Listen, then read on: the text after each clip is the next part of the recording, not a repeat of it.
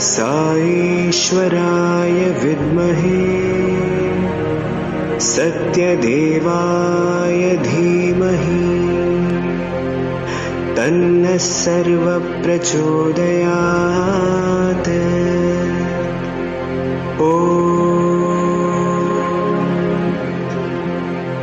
साईश्वराय विद्महे सत्यदेवाय धीमहि तन्नः सर्वप्रचोदयात्।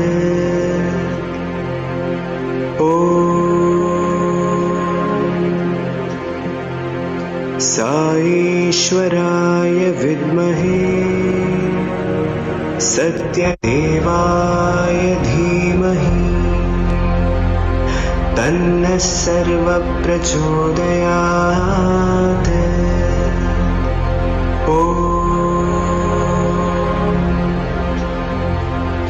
साईश्वराय विद्महे सत्यदेवाय धीमहि तन्नः सर्वप्रचोदयात्।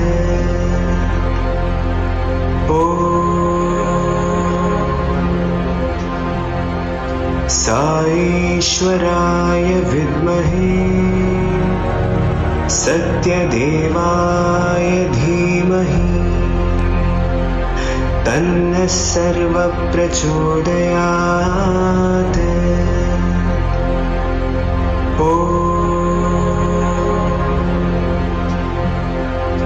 साईश्वराय विद्महे सत्यदेवाय धीमहि तन्नः सर्वप्रचोदयात्।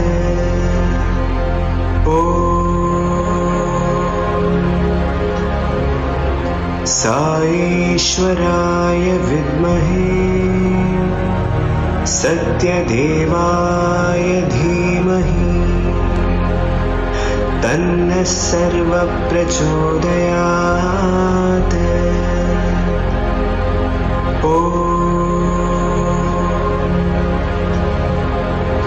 साईश्वराय विद्महे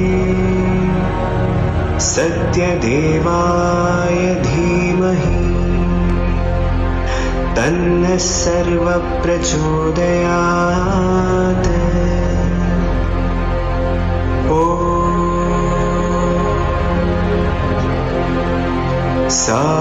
साईश्वराय विद्महे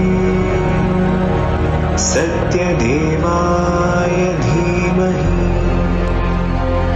तन्नः सर्वप्रचोदयात्।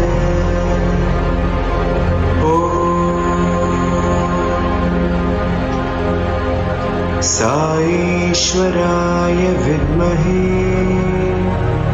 सत्यदेवाय धीमहि तन्नः सर्वप्रचोदयात्।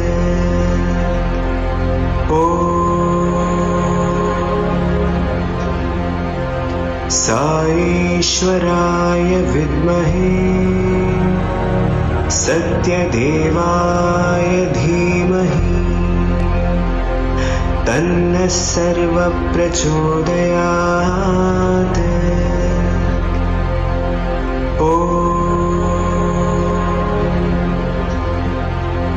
साईश्वराय विद्महे सत्यदेवाय धीमहि तन्नः सर्वप्रचोदयात्।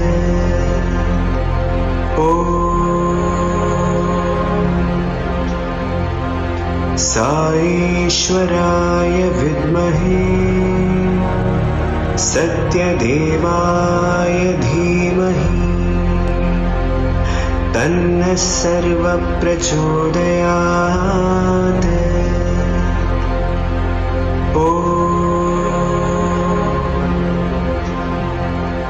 साईश्वराय विद्महे सत्यदेवाय धीमहि तन्नः सर्वप्रचोदयात्।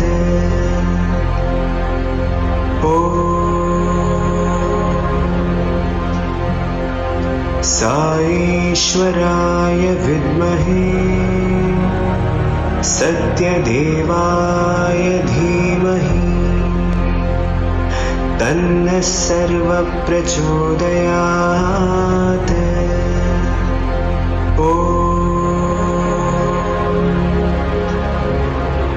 साईश्वराय विद्महे सत्यदेवाय धीमहि तन्नः सर्वप्रचोदयात्।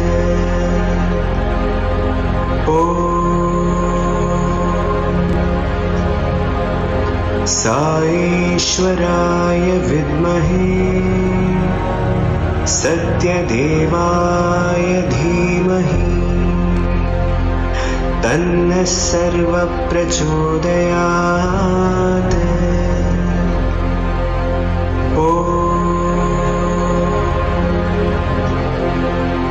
साईश्वराय विद्महे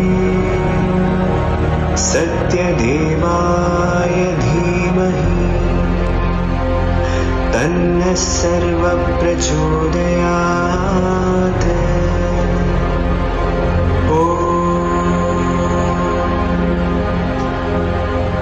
साईश्वराय विद्महे सत्यदेवाय धीमहि तन्नः सर्वप्रचोदयात्।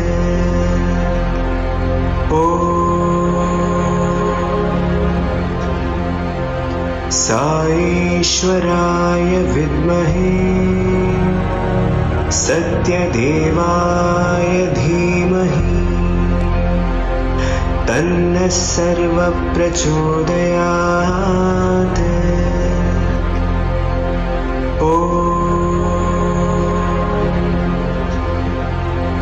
साईश्वराय विद्महे सत्यदेवाय धीमहि तन्नः सर्वप्रचोदयात्।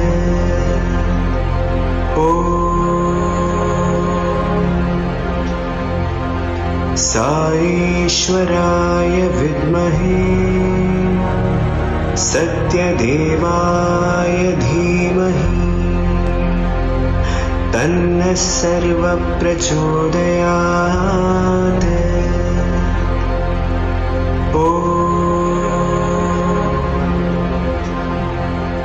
साईश्वराय विद्महे सत्यदेवाय धीमहि तन्नः सर्वप्रचोदयात्।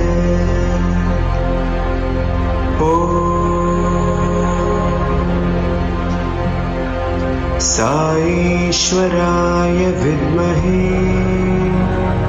सत्यदेवाय धीमहि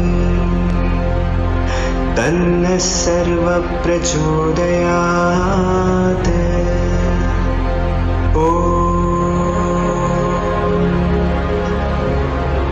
साईश्वराय विद्महे सत्यदेवाय धीमहि तन्नः सर्वप्रचोदयात्।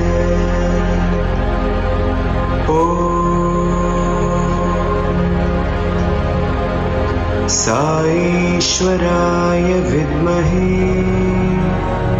सत्यदेवाय धीमहि तन्नः सर्वप्रचोदयात्।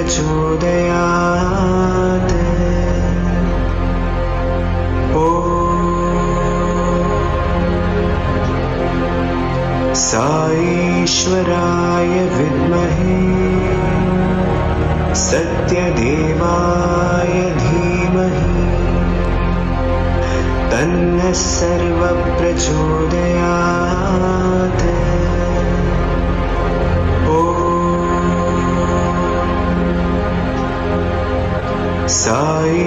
साईश्वराय विद्महे सत्यदेवाय धीमहि तन्नः सर्वः प्रचोदयात्।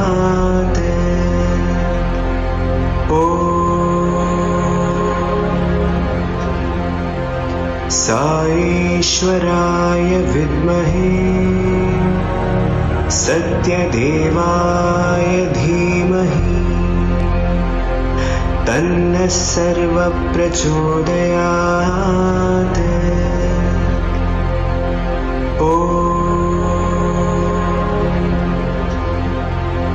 साईश्वराय विद्महे सत्यदेवाय धीमहि तन्नः सर्वः प्रचोदयात्।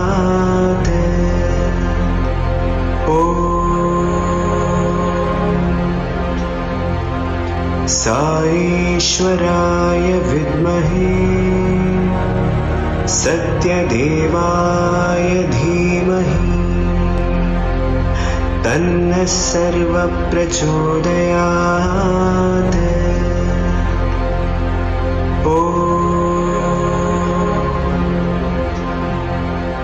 साईश्वराय विद्महे सत्यदेवाय धीमहि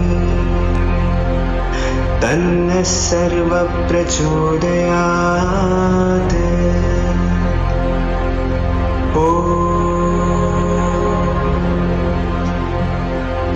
साईश्वराय विद्महे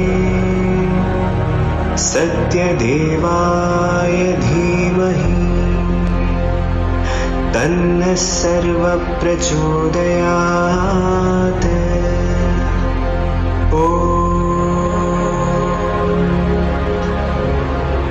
साईश्वराय विद्महे सत्यदेवाय धीमहि तन्नः सर्वः प्रचोदयात्।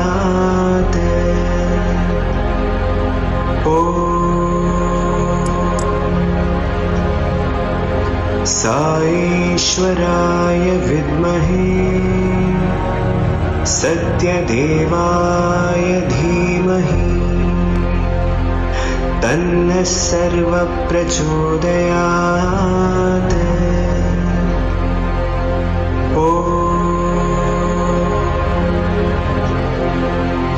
साईश्वराय विद्महे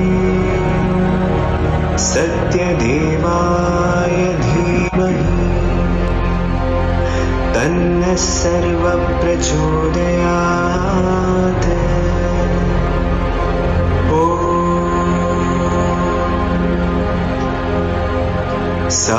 साईश्वराय विद्महे सत्यदेवाय धीमहि तन्नः सर्वः प्रचोदयात्।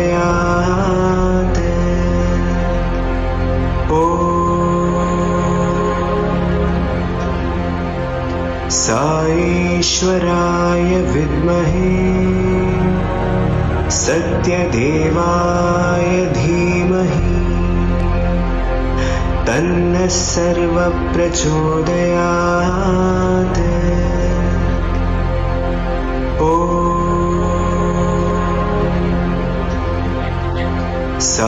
साईश्वराय विद्महे सत्यदेवाय धीमहि तन्नः सर्वः प्रचोदयात्।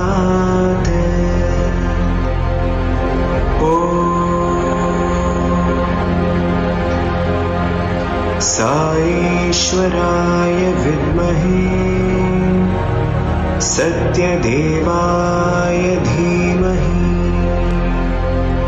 तन्नः सर्वः प्रचोदयात्।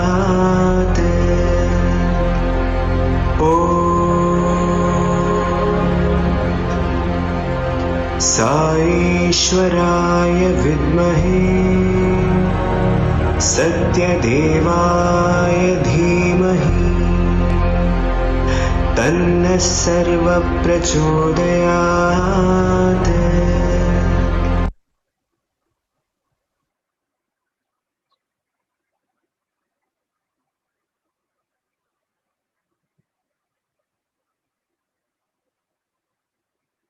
Om Shri Sai Ram. Offering our most humble, prayerful, and loving pranams at Bhagwan's divine lotus feet. By the grace of Bhagwan, we are now in the 5th day of the Sai Gayathree Saptaham, where Shri Ghandikota Aryama from New Jersey, for those of you who are joining today, the grandson of Shri Ghandikota Subrahmanya Sastry Garu, whom Swami has proclaimed as the Rushi of Sai Gayathree and a Mahavidwan of Vedas and Sanatana Dharma, including at the Prasanthi Vidwan Mahasabha.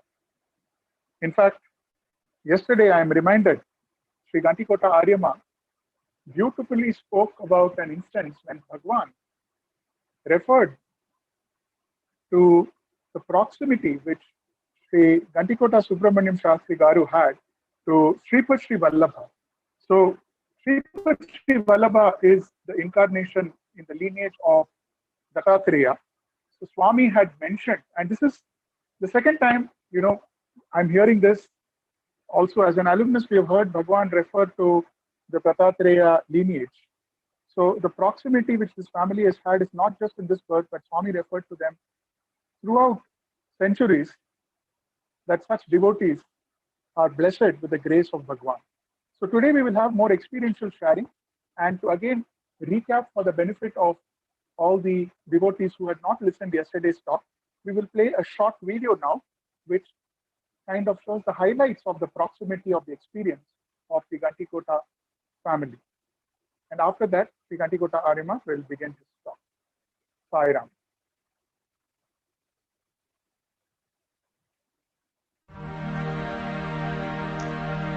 मन्त्रात्मिके Janani Janani मन्त्रात्मिके Janani Janani मनोभीष्टप्रदे Janani मनोभीष्टप्रदे Janani मन्त्रात्मिके Janani Janani शृङ्गगिरि Nivasini Janani शृङ्गगिरि Nivasini Janani Sharde Sharde Sharde Sharde Sharde Sharde मन्त्रात्मिके Janani Janani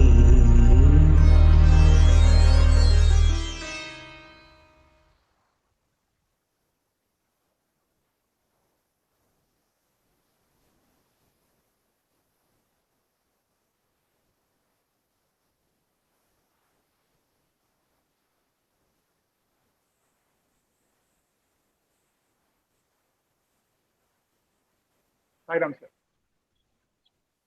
Shall I start? Sai Ram. Sai Ram, everyone. Yes, sir. Sai Ram, Sai Ram. We will start the presentation. Well, please start the presentation.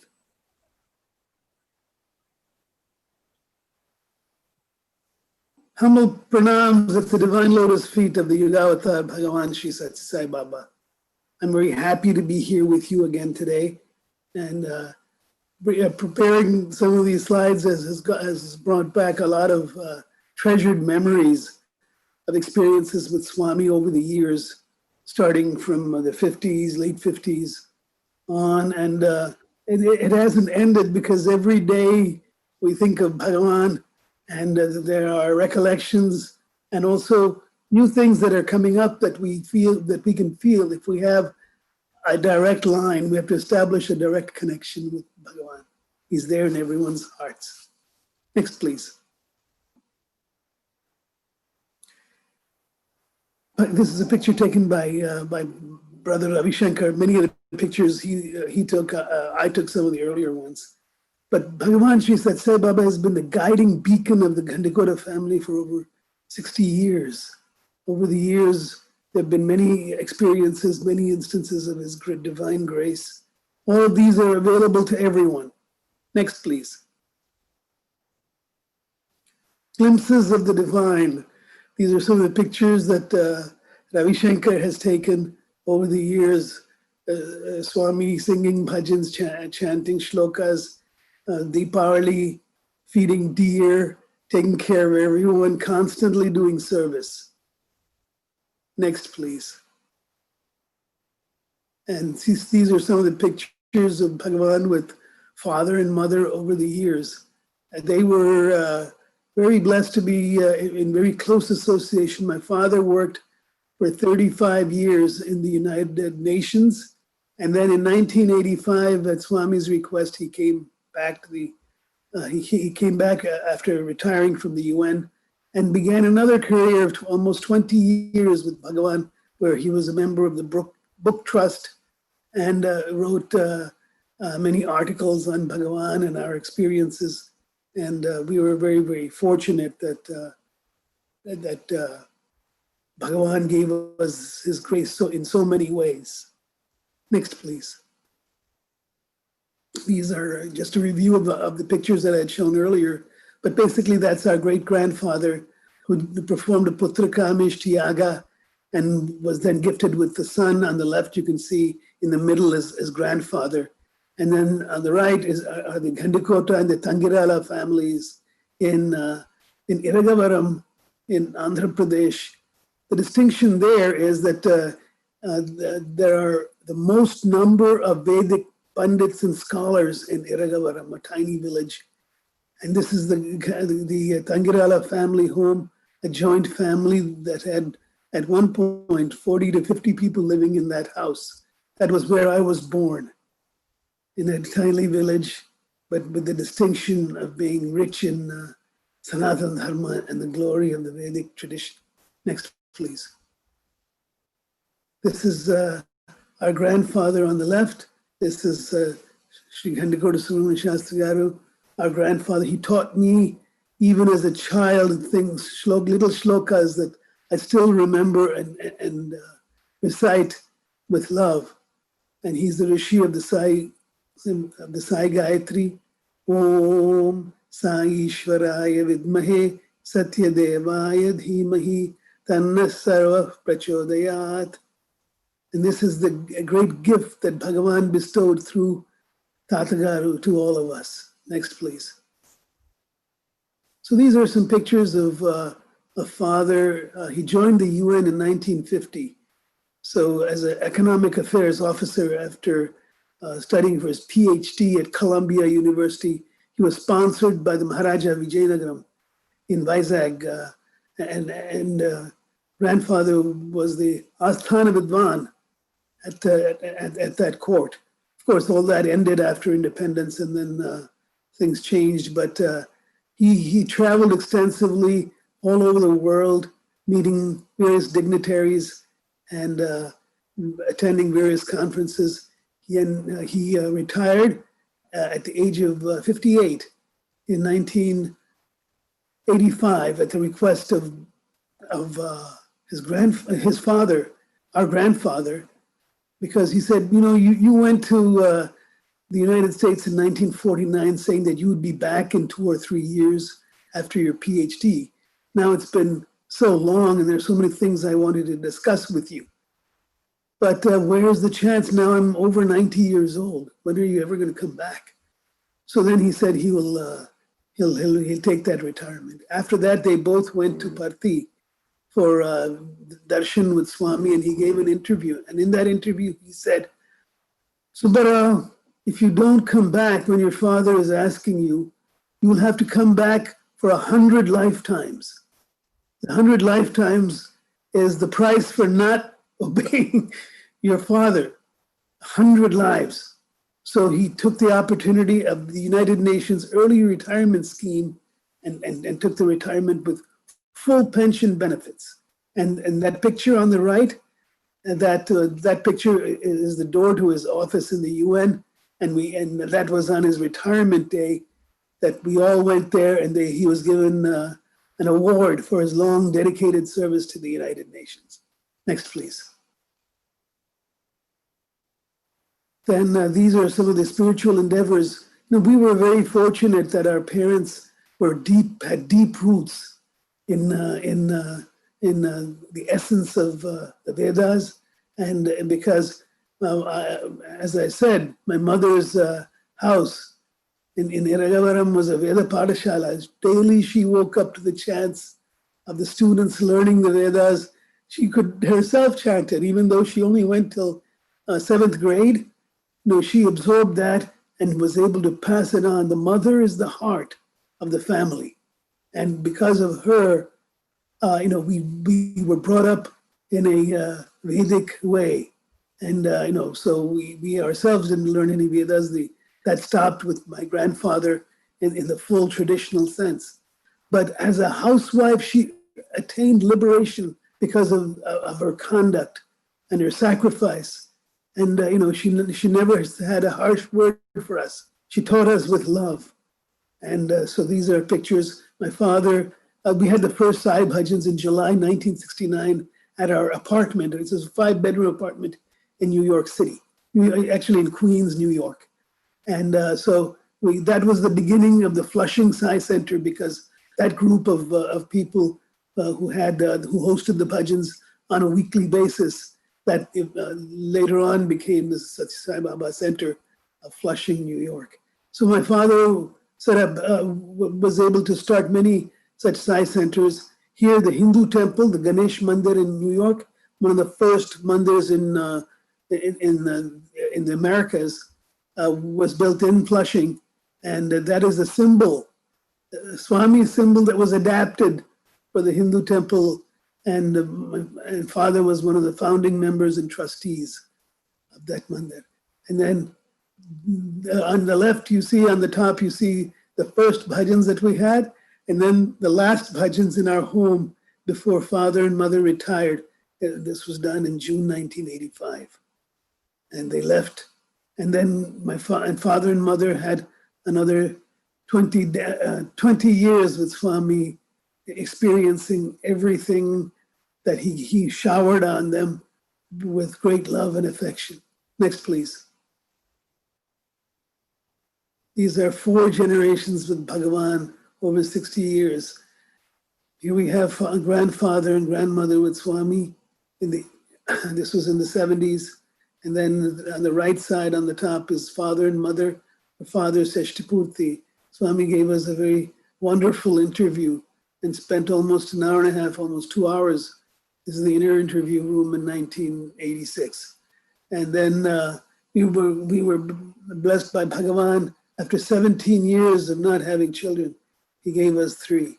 Jayavardhan, Aryavardhan, and Vijayashri, like Swami's gracious pictures from 1997 in the interview room. Next, please. These are pictures of brothers with Swami. We have Ramesh, who's the second one after me, then Manohar and family. And here we have pictures taken with Bhagavan when he conducted the weddings of Ravi Shankar on the left and Sanjay on the right. This was a wonderful experience. 1 week of celebrations with Swami, daily interviews. He arranged the entire wedding, did all the shopping or sent out people to do it. Basically, you see that turban and outfit was given by Swami. It was a great blessing and a wonderful occasion, almost unique. Next, please. On Swami's advice to serve his father retired from the UN, Swami assigned a flat,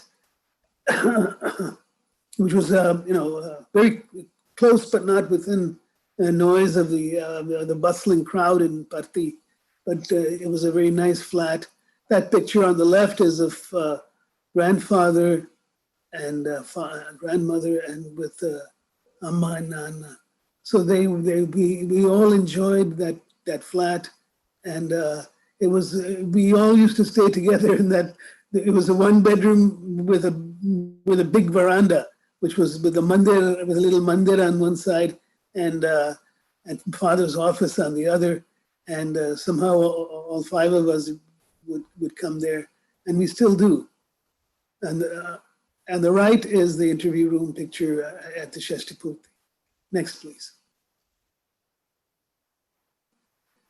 So one of the major interviews, which unfortunately I couldn't attend, I had gotten ill with colitis, and I spent a couple of, on several occasions, I was hospitalized for it as it became acute. But, and my brother at the same time had, this was in 1977, he had ileitis, which is an inflammation of the small intestine. So he had this several times and was also hospitalized several times. Sometimes once he spent a month in the hospital.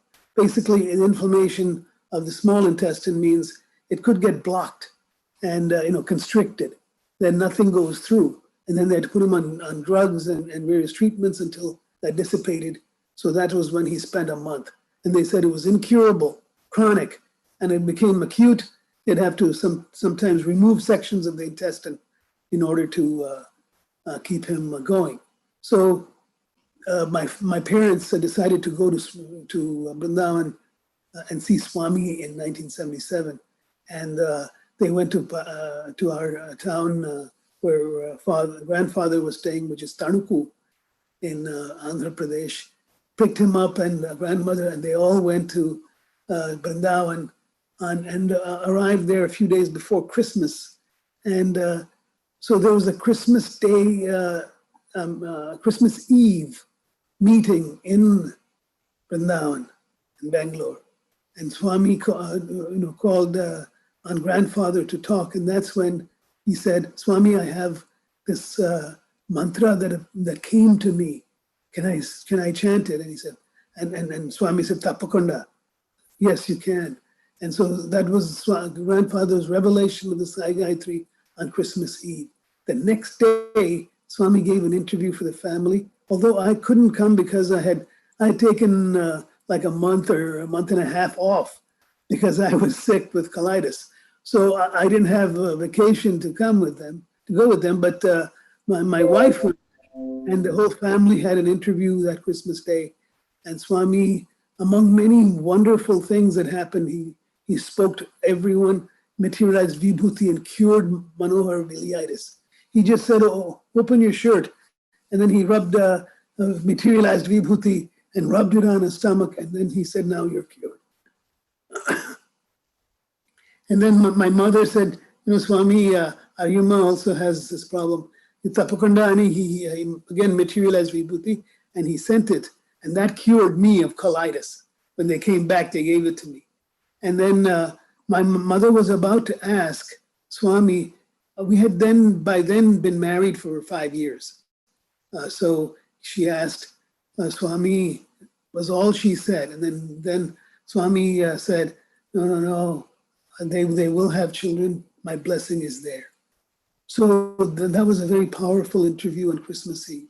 The revelation of the Sri Satyasai Gayatri, the cure of Manohar and myself, and then the blessing of children that Swami promised at that time in 1977. So that was a very wonderful interview.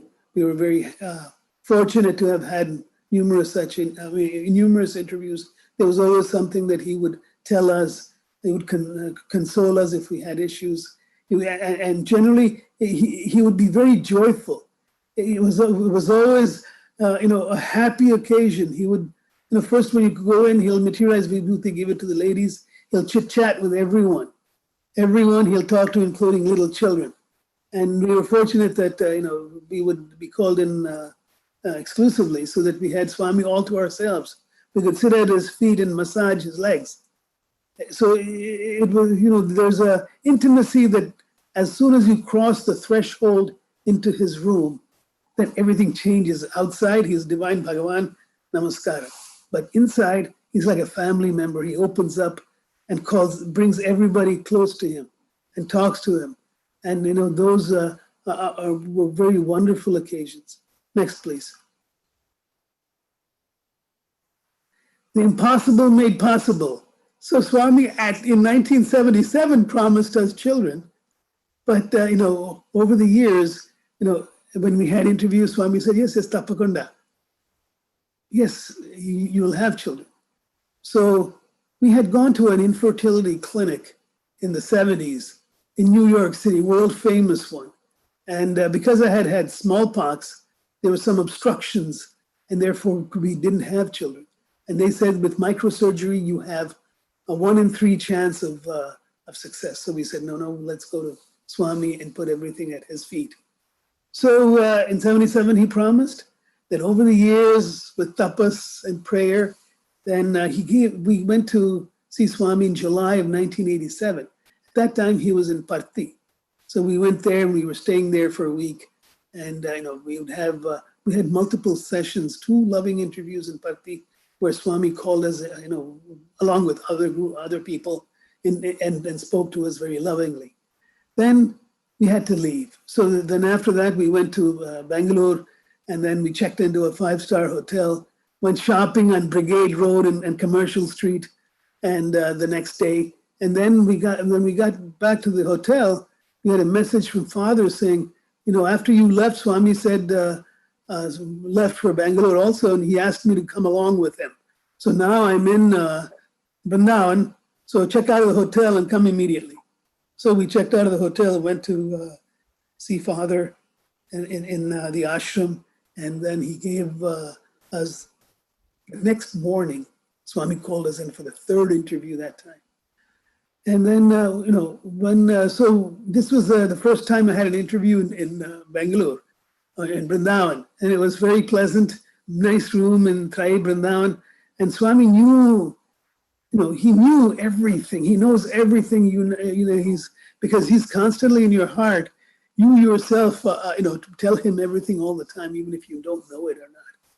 Basically, in order to start the conversation rolling, he said, what were you doing in Bangalore yesterday? Now, this is a tricky question, we thought. We wanted to say, what did we do that we can tell Swami that's worthwhile, So then we said, then I couldn't say anything. I just kept quiet and smiled. Then my wife said, Bala Tripura Sundari is her name. She said, Swami, we went shopping. Then, so the next question was, what did you buy? And so we said, I couldn't think of anything. Swami, we bought some books and souvenirs for everyone. And then he asked again, what did you buy? So then I was racking my brains trying to think of what we could possibly have bought that's worth mentioning. But then my wife said, Swami, we bought a Gayatri Vigraha. And Gayatri. Then Swami, he knew, but you'll see, he doesn't ask you directly. It builds up to it. So he gave a half-hour discourse on the Gayatri Mantra. Of course, my upanayanam had been done in 1963 in Puttaparthi, in Prasanthi Nilayam, in Swami's presence it was done.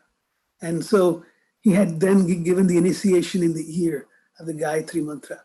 But here, this was for my wife's benefit. So he went through the Gayatri and then all its, and then he says, how many faces did Gayatri have? I didn't say anything, and my wife said, 5. Panchamukhi Gayatri.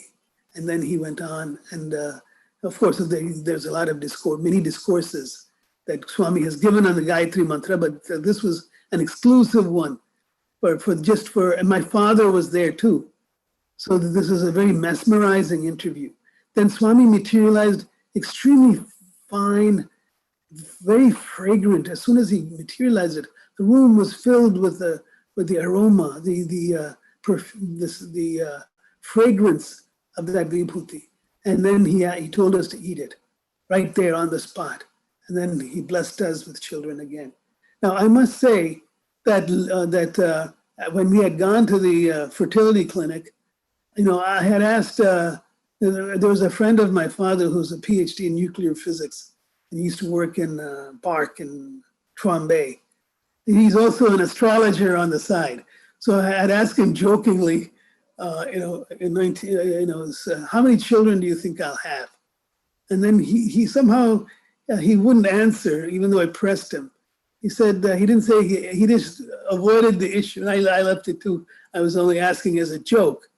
So then later on, I was told by Bala that, that they had drawn up the horoscope. And one of the astrologers said that Bala, my wife, would have 3 children, but I would have none. So this was a strange thing that they didn't talk about much because it didn't make any sense. But here we ended up with three children, yes, indeed.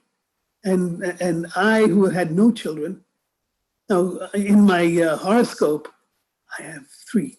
So the impossible was made possible by Swami. Swami can change everything. Everything is in his hands. He can make the impossible possible. He can change anything. Everything is under his control. But of course, he lives by the limits that he has set. And therefore, he works in various different ways. And, we were very fortunate that Swami gave us this blessing.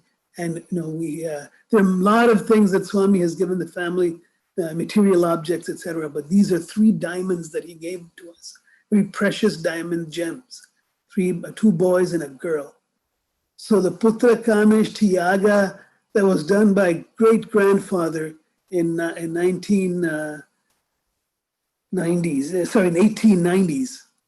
that gave benefits not only to him, but also to the entire family, Ghandikota family, after that. And of course, the blessings of Bhagavan. That is the thing that makes impossible possible. Next, please.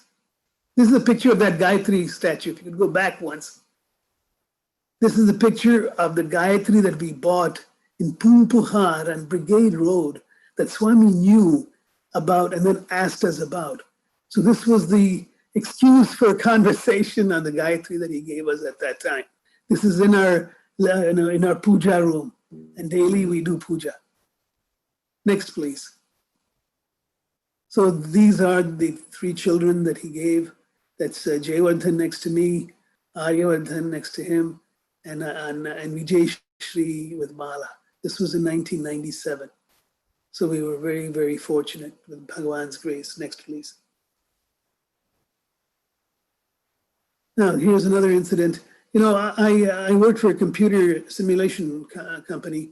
They made high performance systems that were used in defense and R&D labs around the world. So I joined that and this was in 1986. I went to Japan to teach computer simulation at the Japan Defense Agency.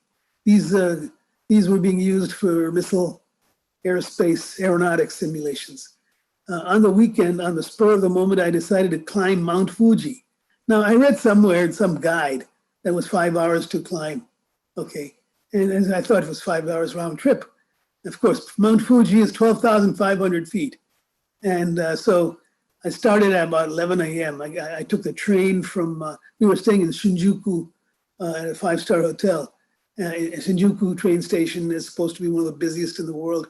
That's why they have pushers who push people in. I don't know about Bombay and Mumbai. Their trains are pretty crowded too, but I was going in the opposite direction. I used to commute, it was a 1-hour trip because it was outside Tokyo to this Japan Defense Agency, an Army R&D facility. And so I decided to go on a Saturday. I started in the morning and reached by about just before 11 o'clock. And then I started walking up. So the buses take you about 1/3 high. So 1/3 is at 4,000 feet. It was 85 degrees, very sunny. And it took me 5 hours just to get to the top. I thought I'd be up and down. That means I got there like 4 o'clock, 4:30. It was cold because it went, suddenly clouds came up. It was in the 40, it was 40 degrees. I was just wearing a regular shirt like this, long sleeve shirt. Of course, I'd folded it up, and then as I went and it got colder, I unwrapped the sleeves. I was carrying 30 pounds of camera gear in a little bag. It wasn't even a camera bag. It was just some bag. I threw my SLR, and in those days, they had, the video was a big box with a separate camera. So the 30 pounds of gear, in just a bag, and it started eating into my shoulder. And then it became cloudy and cold. And then I was shivering. And then I started thinking, Swami, what did I foolishly get myself into without thinking? Unprepared. It's cold and dark. How am I going to make it back? It's pitch dark. It becomes pitch dark very quickly. And then I didn't even ask anything. I just asked this question to Swami. That's why we should always talk to Swami. Learn to talk to Swami, and then the closeness will develop in the heart. Then, in response to my prayers, a young Japanese man spontaneously, without asking, he saw me shivering, gave me a spare sweater. He had a jacket, so he gave me a sweater. So this is a sacrifice from some unknown person. Of course, on the climb, I was talking to them. There was one guy who could speak English. The rest of them only knew Japanese. So they would translate. They were curious about why I was there, what I was doing, and they were very impressed that I was lecturing at the Japan Defense Agency. So then I became friendly with them. So everywhere you go, you find good, honest people ready to help. And then so he gave me this that I could really appreciate it, because it changed everything. I became comfortable. 40 degrees is not that cold, but it's cold enough because it was windy. And that sweater helped. Then, so he was part of a group of liquor salesmen, and they had booked a room at the top. They have a little inn at the top. And they had booked that a year in advance. And they had, they told me, you can stay with us. Basically, this is an unfurnished room. And what they do is they throw futons or quilts, thick, heavy quilts, one on the bottom, one on the top. And so there are about 10 people, because they were sharing that with some others too. 10 in that big room. And so I was saved by Bhagavan. I got the sweater. I got food to eat at the top. I brought nothing, not even a candy bar, not even, so I had nothing. I was served food. I said I'm vegetarian. So they gave me some miso soup, because a lot of Buddhists there. And I had something hot to eat. I was able to lie down in comfort. There were hundreds of people who were stranded by the sudden change in the temperature. It's unpredictable, just like going to Mount Everest. You can never be fully prepared. You have to be fully prepared to deal with any eventuality. I was totally unprepared. Later on, my Japanese buddies, they told me, who were in Tokyo, they were with me. They used to come once or twice to the courses. But basically, they told me I was a kamikaze climber. To have gone there like that, totally unprepared, and it was actually a full day trip. And if you want to walk back down, you better start 3 o'clock at the latest, to get down before dark. Now, this is not a rough climb, but it is a strenuous climb, because it's 12,500 feet. That's a volcano, but it's dormant. But there are hot spots in there, and there's a caldera. In other words, the bowl at the top, you can go down into there. So you never know, and you can never be fully prepared. But here, Bhagavan saved me on Mount Fuji. And I'm eternally grateful, because as the saying goes, I was up the creek without a paddle. When you are in the mountain, there's no joking. You have to be prepared. Just like in Mount Everest, suddenly the storm may come up, people get stranded, and people die. How terrible it is. But Bhagavan can save you no matter what. And he came in the form of this young Japanese guy, who was so kind-hearted. Next, please. These are some pictures. That's I took this from I took the Shinkansen or the bullock train to to that area, and then you could see Mount Fuji on the top. There was no snow that you can see here because it was July, but in the caldera there was in the bowl at the top there was some snow. And here on the right you can see these young guys.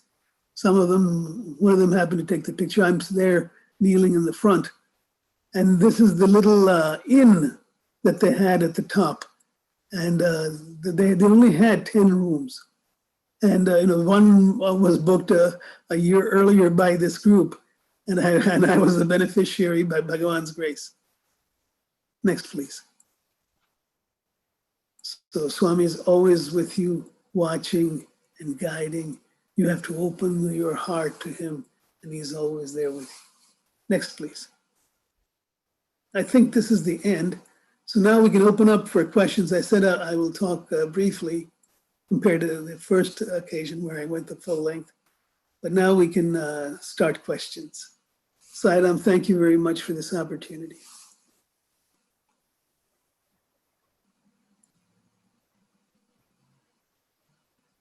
Saidam, sir.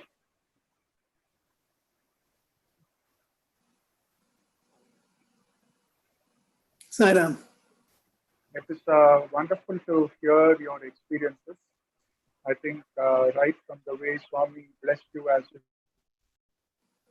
said, with 3 diamonds, very beautiful way you have described that.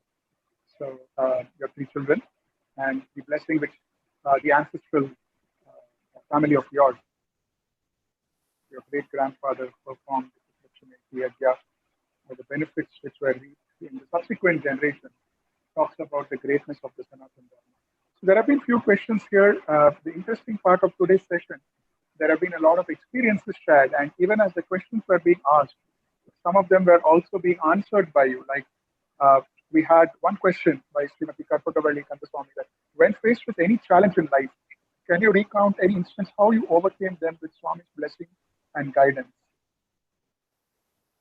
Yes, there are many such instances. For instance, I worked in high-performance simulation systems, and I used to work with, basically I did a bachelor's. I used to work with PhDs, because when we have some computer simulation, we need to build up a model, and you need people who are experts in the field. So here, if we have a control system for an air-to-air missile, for instance, then the dynamics of that missile and the controller that we're trying to simulate, those all have to have mathematical formulas or data sets. All of these specialists have to bring together. And so my forte was to take the mathematical equations and the coefficients and put them all together in a parallel processing system, so that we have the appropriate performance of the simulation, so that we can actually tie in external equipment. If you do simulation non-real time, that means you can take your time and you can run a simulation for an hour or 5 or all day, and then get some results which you can then look at. But if you want to actually model a controller on the computer and then send out directions to external equipment, it has to be done in what is called real time. So you get faced with challenges constantly, because first of all, there are certain tricks of the trade you have to learn or develop if it's not there. And you have to parallelize the whole simulation. That means you have to have multiple computing elements, and you have to assign equations to do on each one of them. So this is technically quite complex. And so there are many occasions where I had stumbling blocks. And then I would then go home and say the prayer, and work is worship, duty is God. Just by focusing on the work and doing your best, then you can go and ask Bhagavan, please help me with this. And then sooner or later you will get that answer. So I was able to solve complex things that that led to the company getting additional business, because everything depends on sales, right? So I was I started out in in manufacturing as an electrical engineer, and then I went to computer simulation as a simulation engineer. And then I was an application engineer. That means I would develop models along with the customer, and I became a sales engineer too. So all of this is by Swami's grace, because the evolution through coming in as a junior engineer and then coming up, there are many battles that you have to fight. I had to work with Germans, Japanese, Chinese. I spent weeks in China training and then helping them simulate various things on their systems. So all the way, all along, Swami was there to help me. So you always can lean on Swami, so to speak. And then Swami gives the blessings that will help you in your times of distress, medical cures, so many. And then here at work. So work hard, do your duty, then ask Swami for help, and he will certainly answer. Next, please.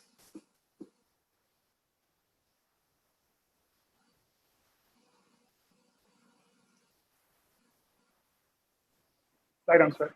Beautiful answer of, I think, very relevant for today's youngsters. As we told you, this is a very young district of the Satya Sai Seva organization in Tamil Nadu.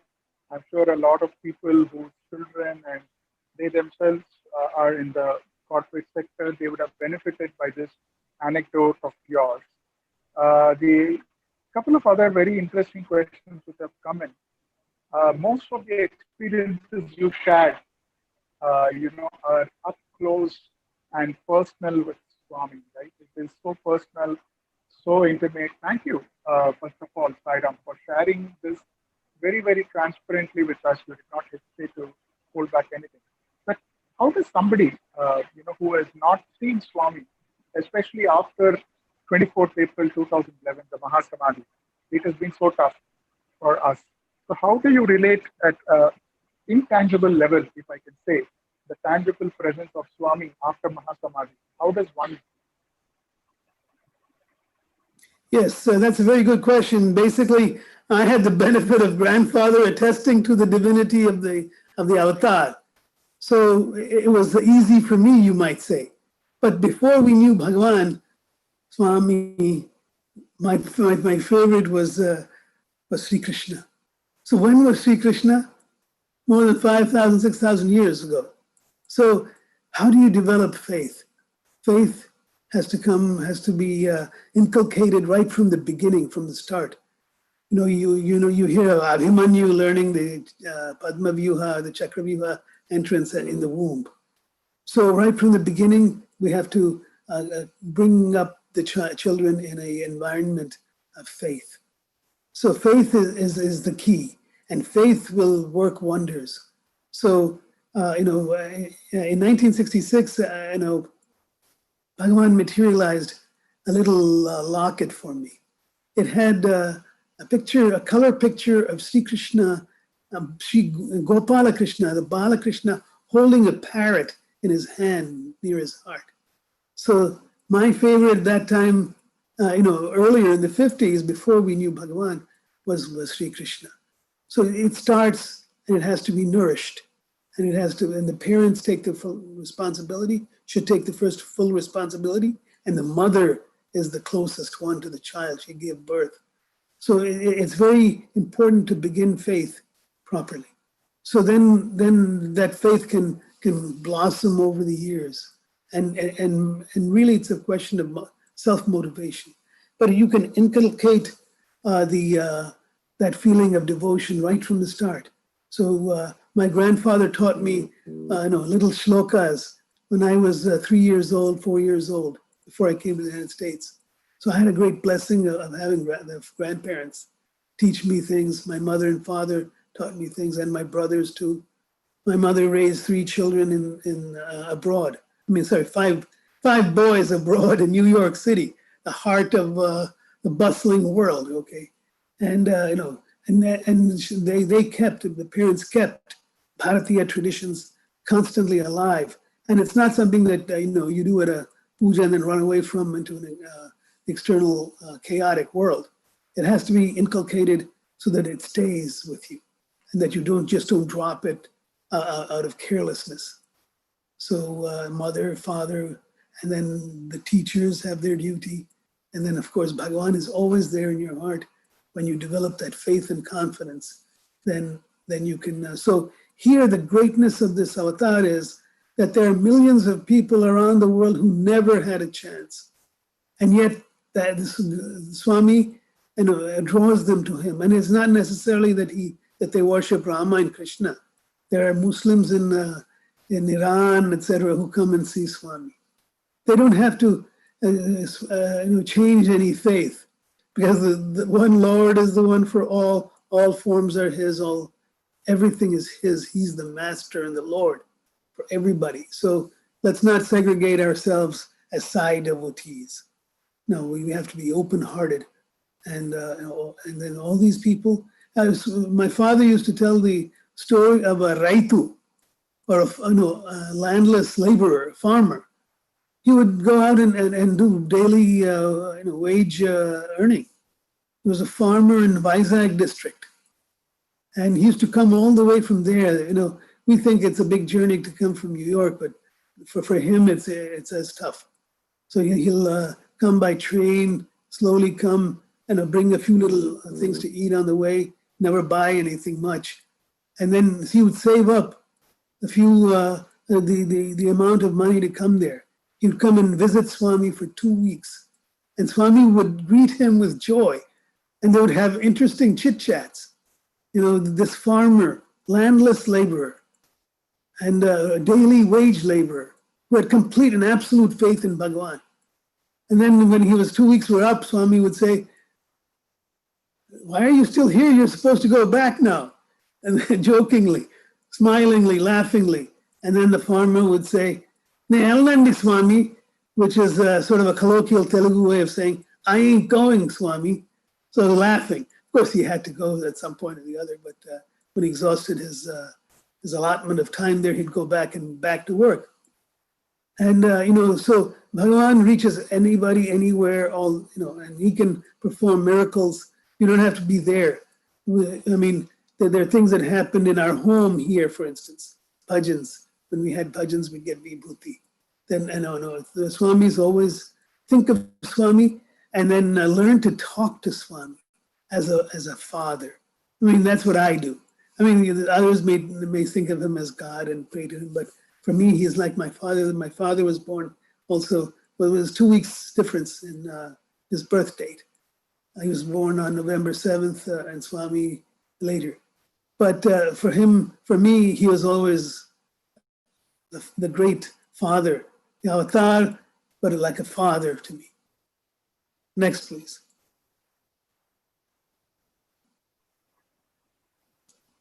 Right, sir. Very, very beautifully answered once again. We're really enjoying the third day of your Saptaham. We have a question from Shri K. Ramurthy. Swami talks, or his dictum to all is usually love all, serve all. So how are you, or how is one as a Sai devotee who has been blessed with Bhagwan's grace and blessing, how are we to practice that dictum of the all part, especially when, I'm adding aspect to this, possibly what the question is leading to, where you are not able to love the person visibly. So how do you take it up to implement Swami's teaching of love something else? That's one question. And before you answer that, the next question is from Mr. Gyani Shekhar. What is your advice for youngsters? So if you could please answer these two questions. Right on. Okay. Now, love all and serve all is what Swami says. And Swami also used to jokingly say, love all, serve all, but don't trust all. So he always brings up the example of Prithviraj Chauhan. I mean, he loved all and served all, and unfortunately it didn't work well for him because he trusted those who were not to be trusted. So love all, serve all means start the day with love, fill the day with love, end the day with love. Do your duty but do your duty faithfully. That means as a Maharaja who's supposed to defend his kingdom, he has to do harsh things sometimes, but always do it with the eye on dharma. That means do the right thing. So for the soldier in battle, he cannot like in the Gita says, like Arjuna. They went through sessions after sessions with the Kauravas. They refused to give them a pinpoint of land. Okay. So after you've done your best, after you've done your duty, then if it comes to it, if you are a soldier, if you are an emperor, you have to do your duty, however tough it is. So love all, serve all, but don't trust all. And the advice for the children is, well, basically, you have been brought into this world, and your parents are taking care of you. And so there are some poor children whose parents are either gone or are not taking care of them properly. But they have to focus on one guru, and that is the Lord. The Lord is there for everyone to reach. And so focus on doing your duty. And that duty is, start with yourself, have confidence, do good to people, and then work hard, like that farmer.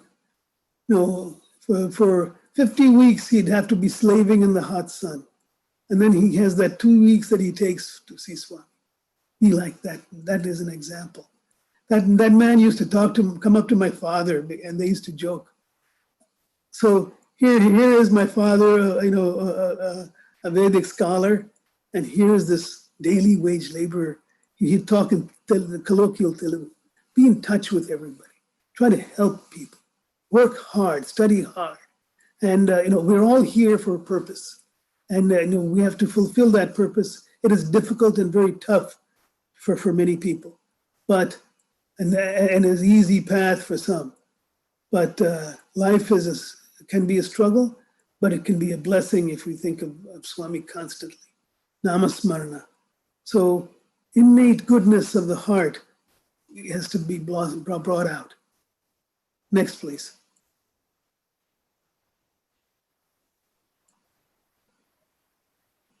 Right answer. Again, very wonderfully answered. In fact, for youngsters, not just now, I remember in the year 2000, and I wanted to express gratitude to your father, Shri Ghandikota Subba Rao. I remember, and I would like you to throw some light on this aspect. In those days when Swami used to come for darshan, there was always a chance that he would take a letter or he would give you father card, right? And after the darshan, especially in Vrindavan, Swami used to send your father devotee. One instance when Swami had, apparently at a physical level, not. I'm sorry, you're breaking up.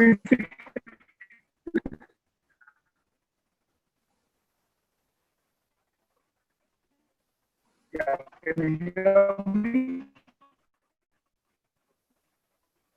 It says your bandwidth is low. So, can you throw some light on this aspect where Swami has sent your father? I'm sorry, you're breaking up.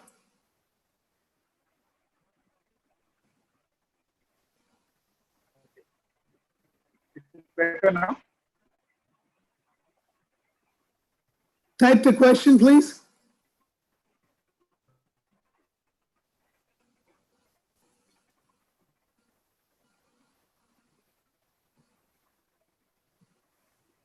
Right now. Continue sharing a couple of more experiences. Let me just address that aspect.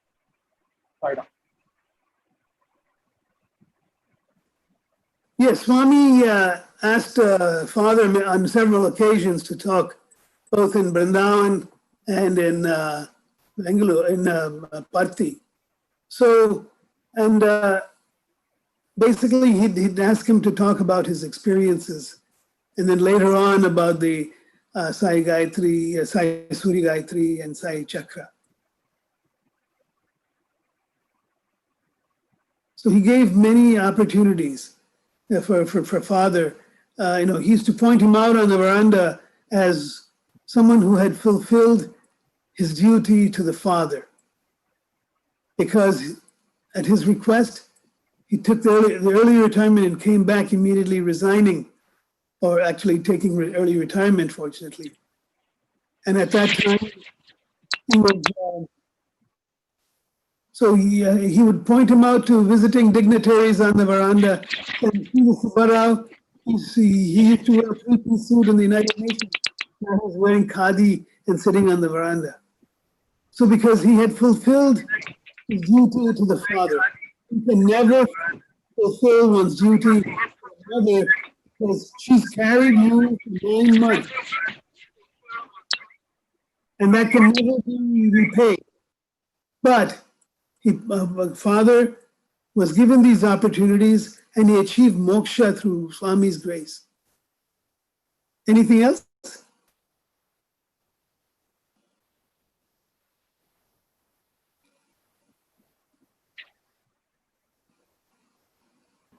Sairam? Sairam, sir? Well, is there another question? Yes, Sairam, one more question was there. Do you recollect your first darshan and interview with the Swami? What is that you observed and recollect from that first experience, sir? Okay. The first experience, as I said, was in the December of '59, January 1960, when my father was transferred for some time to work in UNICEF in New Delhi.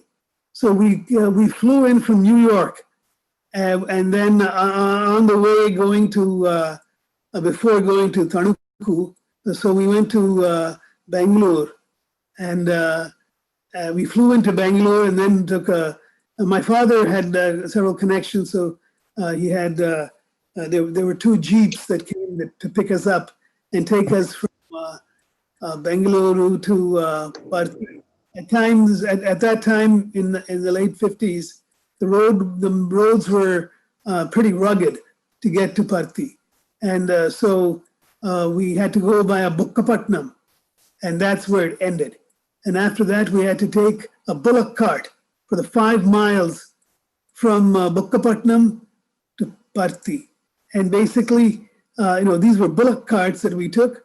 And so I remember we had the luggage in one bullock cart, and the other bullock cart was for my mother. And at that time, there were 3 of us. There was myself, my brother Ramesh, and brother Manohar, who was born in there were 4 of us, sorry. And then, so we had my baby brother, Ravi Shankar, who was, basically very young at the time. So we got on this bullock cart. I remember jumping on and off and then playfully going along. We reached the Chitravati. The Chitravati was knee deep for me. I was like 10 or 12 years old, 10 or 11 years old at the time. And so then we walked in, and it was certainly not like it is today. There are some of the early pictures that I had shown, but basically they had this ashram with the mandir in the middle. And in those days, you could walk right in and walk right up and talk. When Swami was around, he'd go around, chat with people. So I remember seeing, being introduced to Swami by father. And, at that time, Swami was very young, very energetic.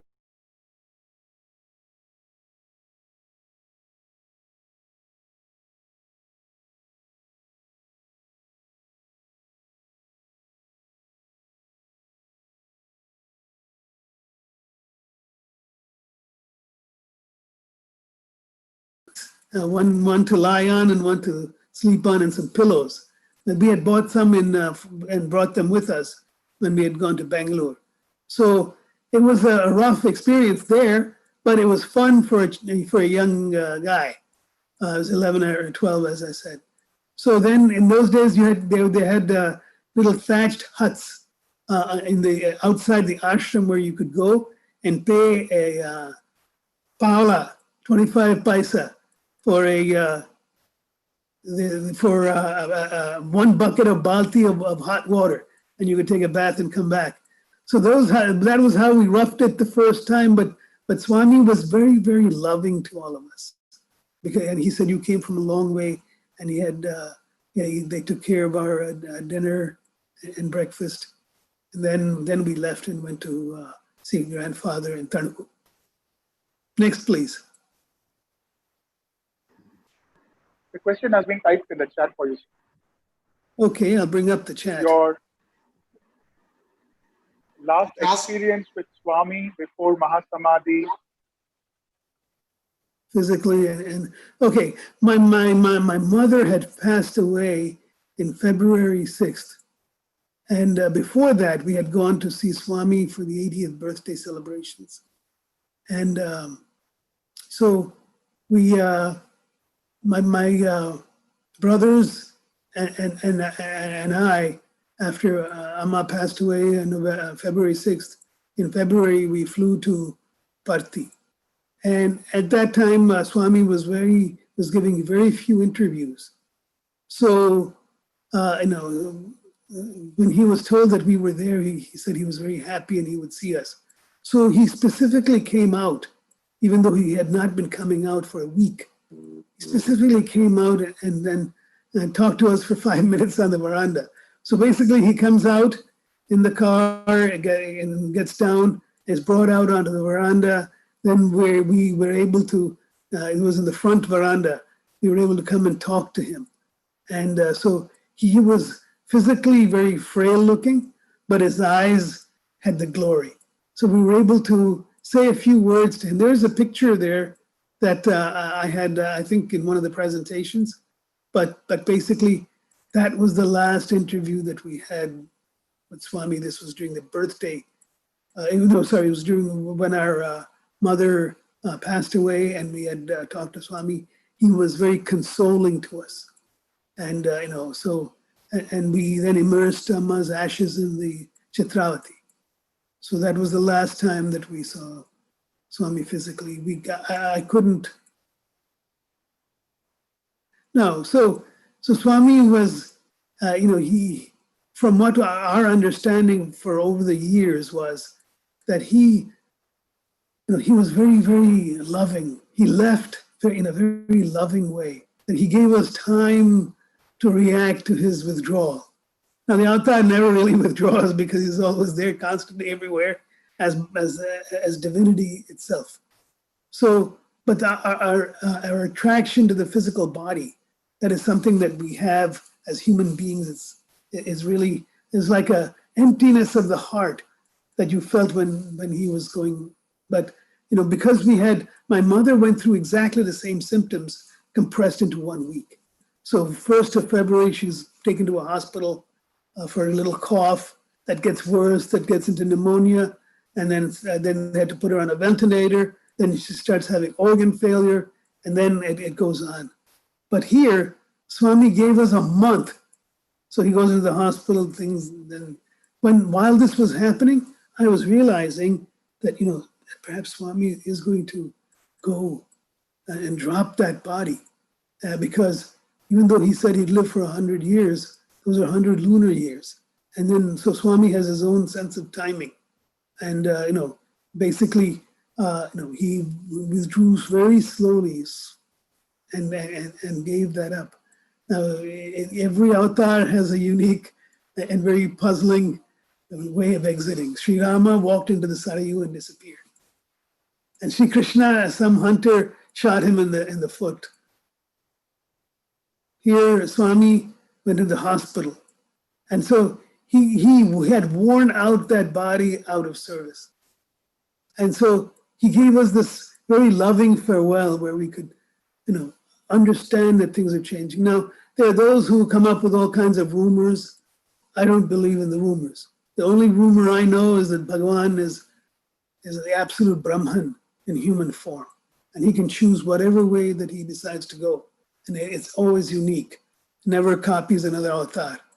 So have faith in Bhagavan, and he could take things on to himself, or he could do complete cures. It's all his discretion and the karmic consequences of that person. So even though he may not cure someone, maybe that's good too, because maybe that's the end of his karma, and he's being given moksha. We don't know. So speculation is not necessary.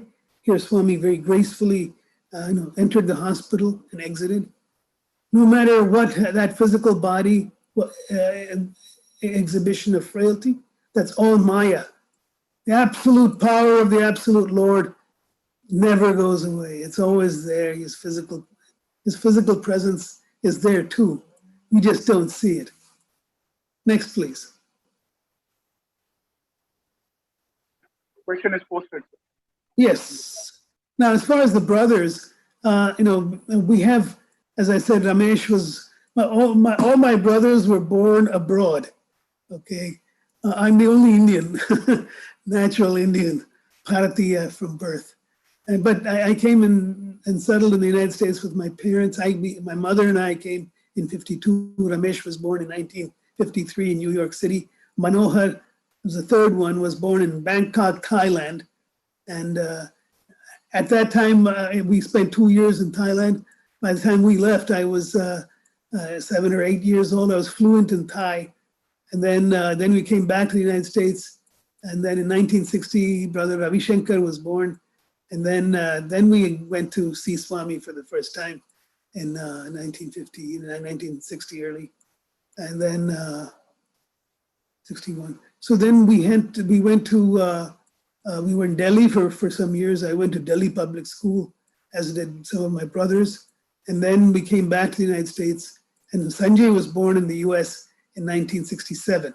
So that's how they're all born in New York City. I was born in Iragavaram in Andhra Pradesh. And so they'll be speaking on their experiences. Everyone has a unique viewpoint of Bhagavan because there are infinite people who are all over the world who've experienced him in different ways. And so Ramesh, he worked at the International Atomic Energy Agency, and he edited their technical journals. He was an editor, a senior editor, and then a director when he left. Then we have Manohar. He's a wholesale diamond merchant. He deals with diamonds. So Swami used to joke about that. And then saying that, you work with diamonds, I give diamonds. So then we have then Ravi Shankar. Ravi Shankar is the one who's the oldest of all as far as Sai experiences, in the sense that he spent 5 years as a student and 6 years as a lecturer in Patti and in Vrindavan. So he has a vast treasure trove of experiences intimately for many years. Of course, my parents, they spent 20 years with Swami, so they had the most. Then there's Sanjay, who was born in 1967. He was born premature, and and Swami, in fact, saved both mother and child in 1967. When he was born, he was 3 pounds, and then he became less. He was discharged from the hospital after 1 month, and then my mother had to stay for another month because she had a severe weakness. You could hold Sanjay, I could hold him in my hand. That's how small he was. And when mother was in the hospital, I used to take care of him. So there's 19 years difference between Sanjay and myself. And then, so Sanjay, he works for a Wall Street firm. And so all of them have prospered by Swami's grace. Next, please. I think we have just finished on time. We look forward to the experiences of your brothers in the next 2 days when they join you for the satsang. And we will conclude thanking you. Before that, we will play the bhajan, and then we will thank you. Sai Ram. And thank you very much for this opportunity.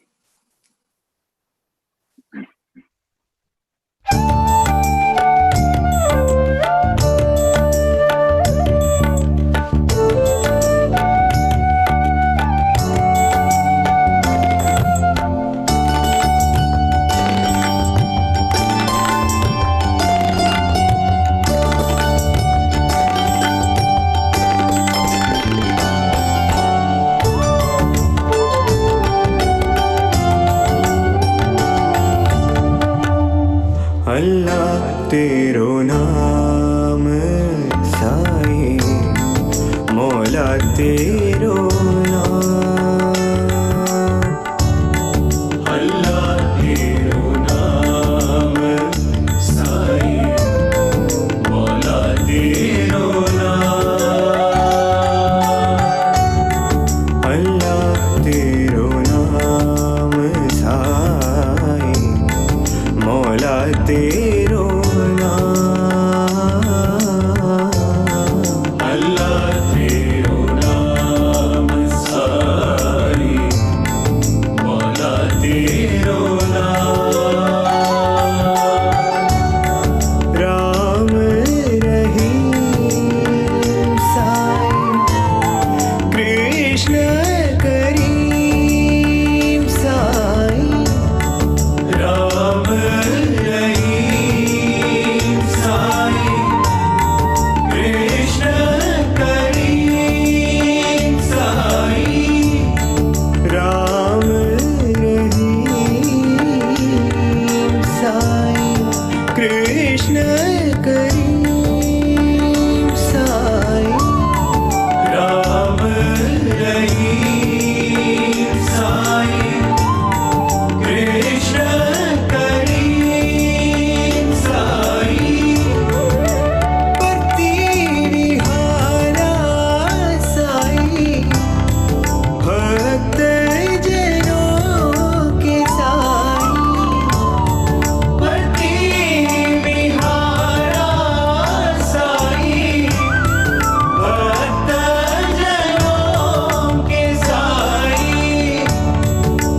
पति विहारा साई, भक्त जनों के साई, पति विहारा साई, भक्त जनों के साई, दीन दयालु साई, परम कृपालु साई, दीन दयालु साई, परम कृपालु साई, दीन दयालु साई, परम कृपालु दीन दयालु साई, परम कृपालु साई।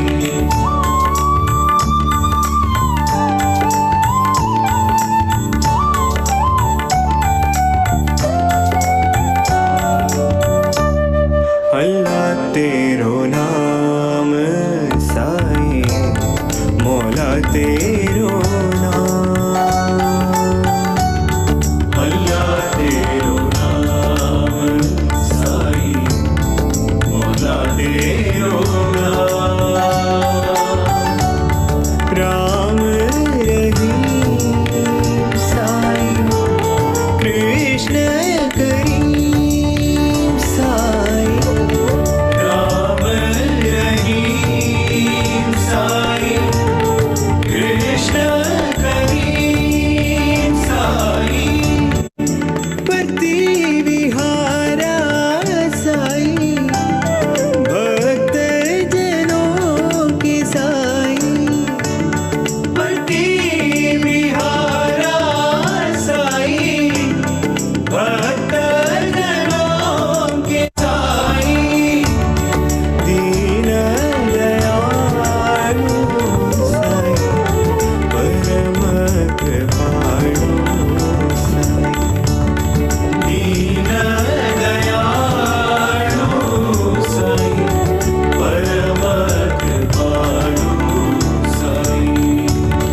दीन दयालु साई, परम कृपालु साई, दीन दयालु साई, परम कृपालु साई, अल्लाह तेरो नाम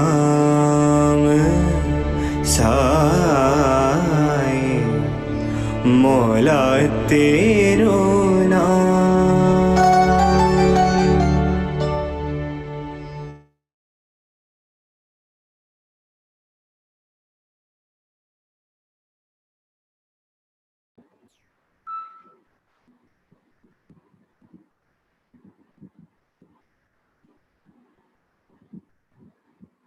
Om Shri Sai Ram.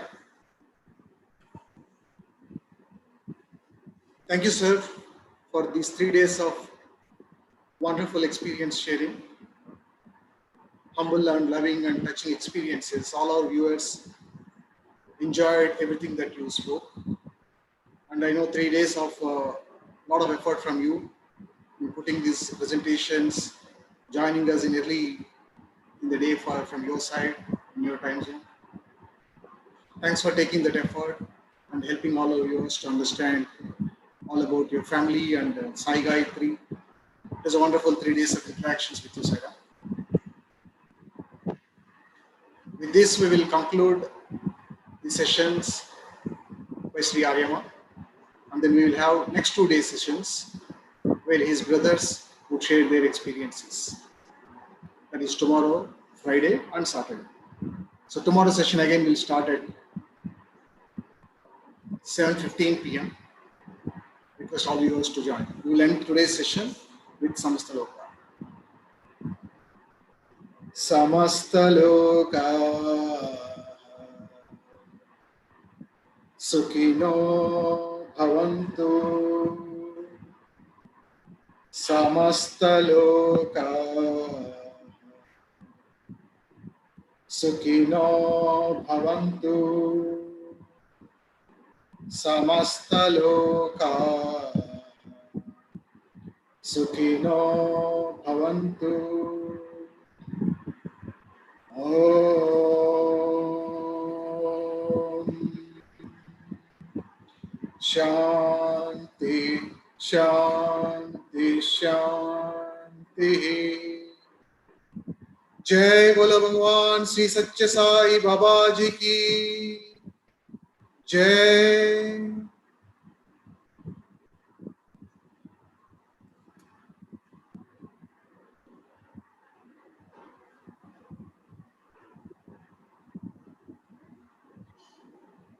Sai Ram, Shri Ghandikota Gar. Sai Ram. Sai Ram, Sai Ram. We are off the live now. Yes. Thank you so much. Sorry, I had some issues with my network bandwidth.